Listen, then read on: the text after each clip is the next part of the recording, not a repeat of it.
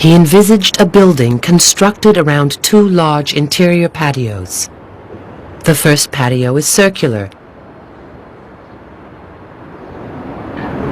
intended for living in, a center of interaction and a source of light.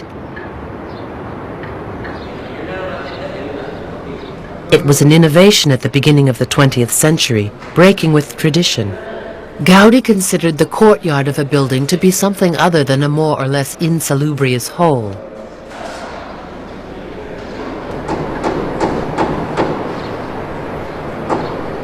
Here there are no leftover facades, blind, forgotten, or concealed, but just a large internal space.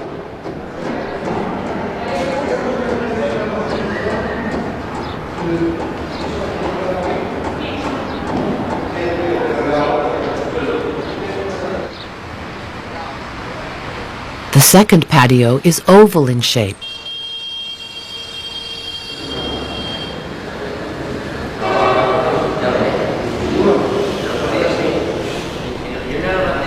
By making these real interior facades, architecture is no longer exalted only on the side facing the city.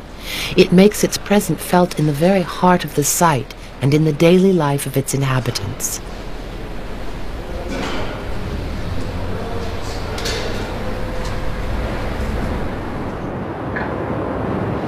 Between these two patios are the air shafts.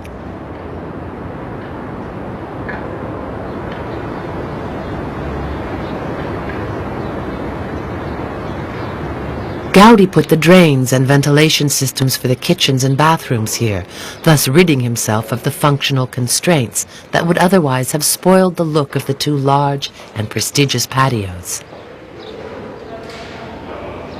They are connected by a passage that leads to the basements, with the entrance to the parking area.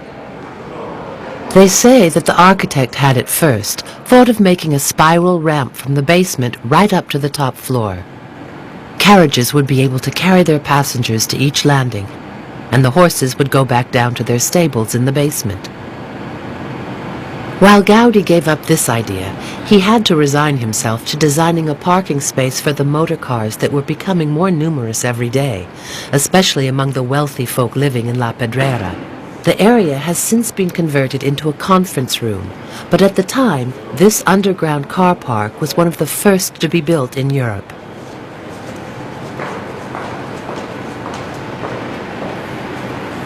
An umbrella-like structure hangs over the garage. It is not welded but held together with nuts and bolts.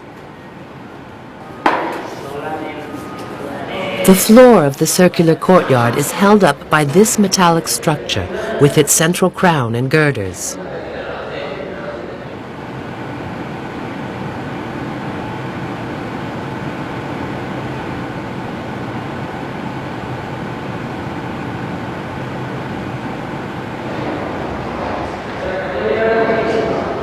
Gaudi took his inspiration for this device by studying the system for supporting the roof of the crypt in the Cathedral of Barcelona.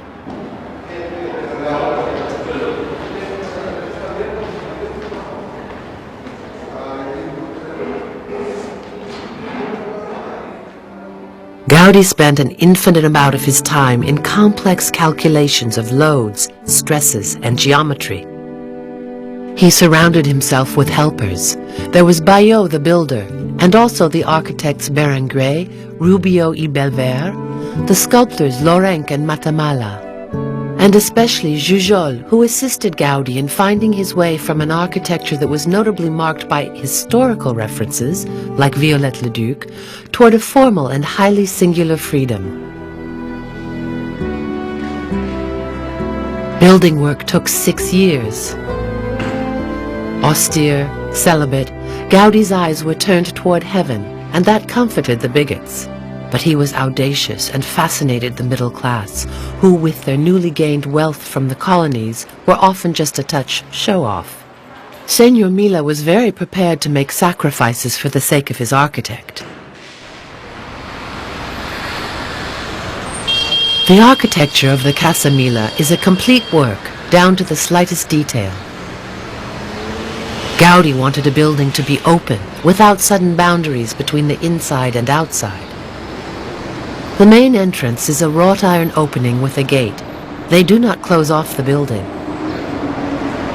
Large paned windows were not known at the time, so he invented a collection of irregular shapes that made up a sheet of small protected windows.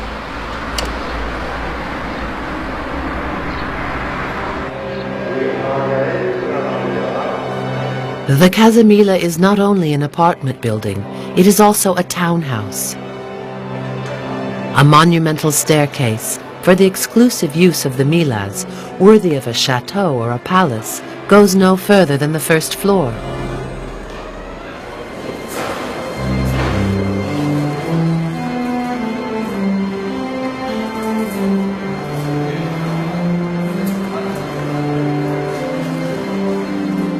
Gaudi was as much a decorator as he was an architect.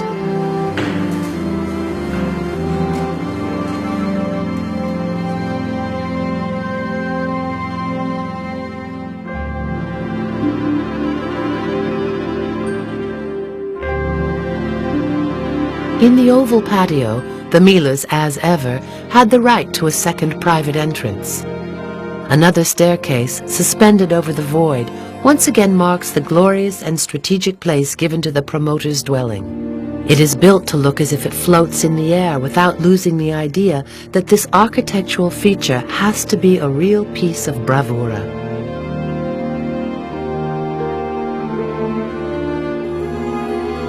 Leading up to the piano nobile, which contains the Mila's apartment that occupies the whole of the first floor and overlooks both